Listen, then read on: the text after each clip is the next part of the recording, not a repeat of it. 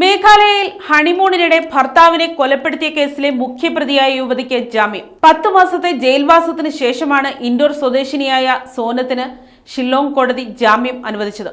മേഘാലയയിൽ ഹണിമൂണിനിടെ ഭർത്താവായ രാജ രഘുവംശിയെ കൊലപ്പെടുത്തിയെന്ന കോളിളക്കം സൃഷ്ടിച്ച കേസിൽ മുഖ്യപ്രതിയായ സോനം രഘുവംശിക്ക് ജാമ്യം ലഭിച്ചു.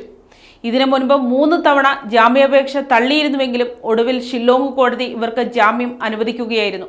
10 മാസത്തോളമായി ജയിലിൽ കഴിയുകയായിരുന്ന സോനം കുടുംബാംഗങ്ങളെത്തി ആൾജാമ്യം ഉൾപ്പെടെയുള്ള നിയമ നടപടികൾ പൂർത്തിയാക്കിയതിനെ തുടർന്ന് ഷില്ലോങ് ജയിലിൽ നിന്നും പുറത്തിറങ്ങി. 2025 മെയ് മാസത്തിലാണ് കേസിനാസ്പദമായ സംഭവം നടന്നത്. ഹണിമൂണിനായി മേഘാലയയിലെ സോഹ്റയിലേക്ക് പോയ രാജയെയും സോനത്തെയും മെയ് 26-ന് കാണാതാവുകയായിരുന്നു. തുടർന്ന് മേഖലയിൽ നടത്തിയ വ്യാപകമായ തെരച്ചിലിനൊടുവിൽ ജൂൺ 2-ന് ഒരു വെള്ളച്ചാട്ടത്തിന് സമീപമുള്ള കൊക്കയിൽ നിന്നാണ് രാജയുടെ മൃതദേഹം കണ്ടെത്തിയത്.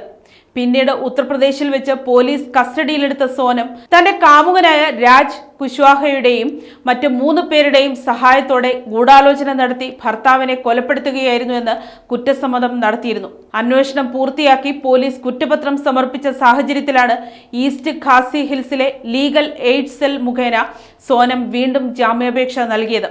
അന്വേഷണത്തോട് താൻ പൂർണ്ണമായും സഹകരിക്കുന്നുവെന്നും ഇനിയും അത് തുടരുമെന്നും അവർ കോടതിയെ അറിയിച്ചു. കൊലപാതകവുമായി ബന്ധപ്പെട്ട 790 പേജുകളുള്ള വിശദമായ കുറ്റപത്രമാണ് അന്വേഷണ സംഘം പ്രാദേശിക കോടതിയിൽ സമർപ്പിച്ചിട്ടുള്ളത്. സോനത്തിന് ജാമ്യം ലഭിച്ചെങ്കിലും കാമുകൻ രാജ് കുശ്വാഹ ഉൾപ്പെടെയുള്ള കേസിലെ മറ്റ് പ്രതികൾ ഇപ്പോഴും ജയിലിൽ തുടരുകയാണ്. ഇവർ ഇതുവരെ ജാമ്യാപേക്ഷ നൽകിയിട്ടില്ല. News desk, Kottarakkara media.